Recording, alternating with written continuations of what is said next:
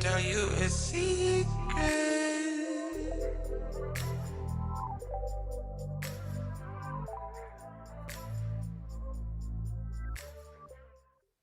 Hi, you all. Welcome to Unbottled Secrets, the channel where my truth becomes your entertainment. My name is Fakira, and I make faith based lifestyle and micrologs content. So, if you love the Lord and want to get to know me, then you will love this channel. Well, first things first, I want to wish you all a happy new year. I do not take it lightly that we could have all stayed in 2023, but the Lord saw it fit to allow us to cross over. So if you're watching this video, clap for yourself because we made it. We made it. Whew, I'm so excited for what this year has to bring.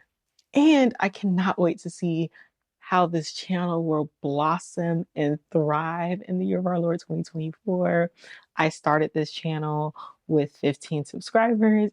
So yeah, I am super excited, just so grateful and thankful for the platform that the Lord has allowed me to have.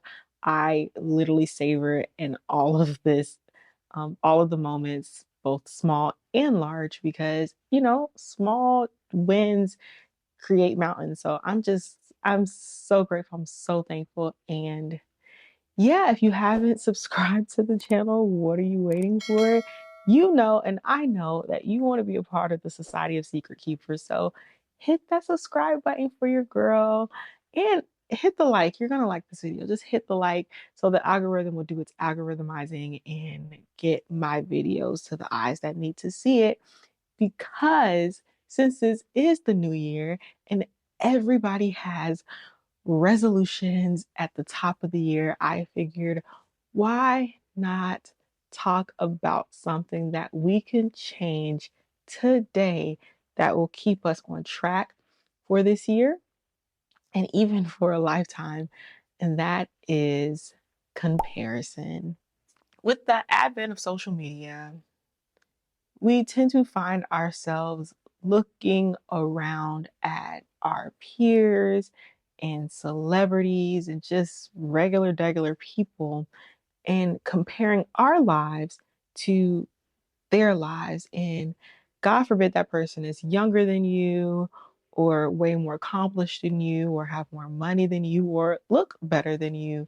You may find yourself saying things such as, how did they get that? Oh, must be nice. Or one that I am very guilty of saying is, God, when? And in our longing to be further along than we currently are, we tend to omit the strides and the things that God has already done in our lives, which is not only a metaphorical slap in God's face, it's also hurtful to ourselves because we're not savoring these steps or the season in our life. And as a result, comparison is truly the thief of joy because you find yourself wallowing in pity, wallowing in doubt, being obsessed about what the next person is doing, that you're not living a life of joy or peace or happiness because you're too busy looking over your shoulder at what the other person is doing. So, yeah, that's what we're going to talk about today. But before we get into all of that, we got to set the atmosphere with a Bible verse.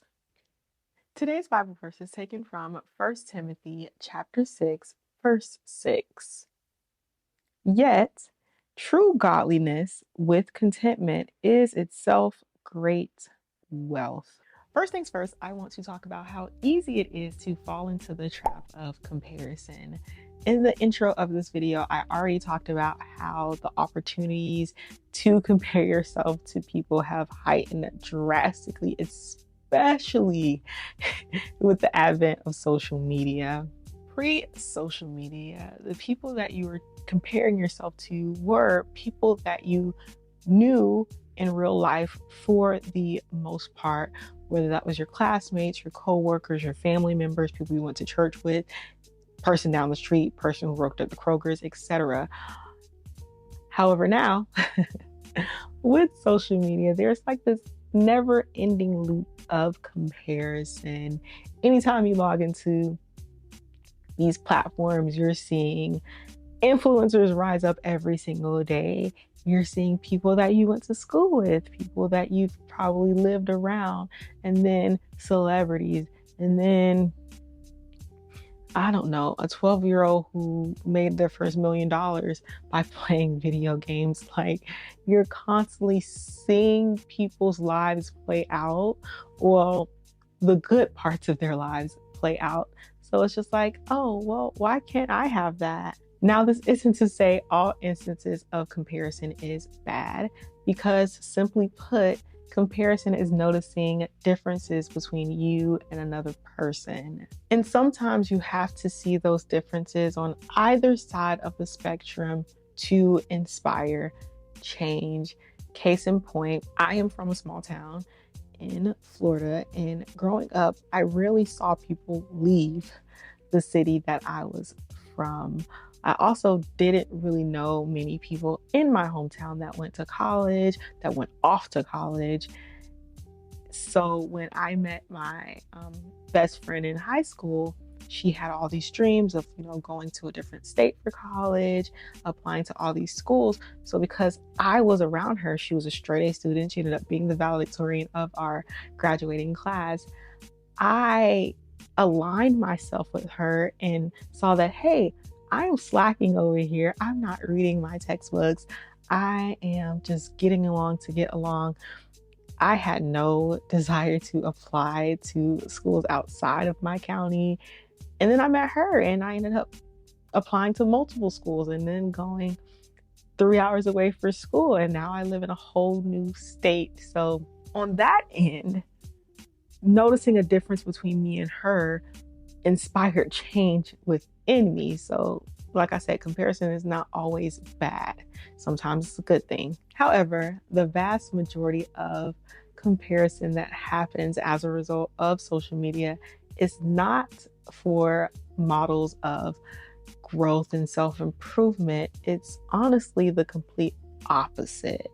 And unhealthy comparison can lead to self-deprecation, which brings me to my next point: why comparison is a dangerous game. Obsessive comparison could lead to covetousness, which is one of the sins listed in the 10 Commandments.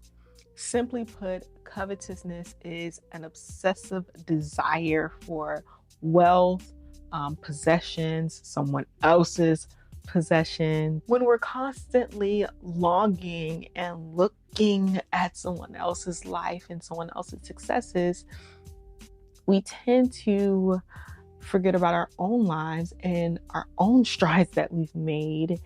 And that leads to us hating what God has blessed us with because it's not as shiny as our neighbors. In my humble opinion, covetousness is a gateway sin, because if you covet something long and hard enough, you will lie for it, you will steal for it, you will steal it, you will compromise yourself for it, and even kill for it. So yes, comparison can be a very dangerous thing if you allow it to be, which is why it's so imperative that you practice being content in every single circumstance. In Philippians chapter 4, verses 11 through 13, Paul really drives this point home. Not that I was ever in need, for I have learned how to be content with whatever I have. I know how to live on almost nothing or with everything. I have learned the secret of living in every situation, whether it is with a full stomach or empty, with plenty or little. For I can do everything through Christ who gives me strength. So, how can we be content? Well, I'm glad you asked. The first point is to remember that you are fearfully and wonderfully made. Just because you haven't hit a certain milestone as your counterpart does not mean you are not special. Maybe their gift, their successes, and even their path isn't what you're necessarily graced for. Romans chapter 12, verse 6 states, in His grace, God has given us different gifts for doing certain things well. Our gifts and our callings are distinct, they are unique to us, and they're not to be compared to anyone else's. When we compare, we undermine the beauty of our individual purpose and God's perfect plan for our life. And who are we to tell the God of the universe that He made a mistake on us or on our life? Like, how dare you? No, but seriously, focus on what you're good at, what God has called you to do. And if you don't know what that is, I would suggest fasting and praying about it. But please, I beg, do not covet what God has not graced you for. It never ends well. Next, you want to set your hopes on things above. When you truly break it down, all comparison is lusting after or desiring something that will fade, rot, die, or even lose relevance.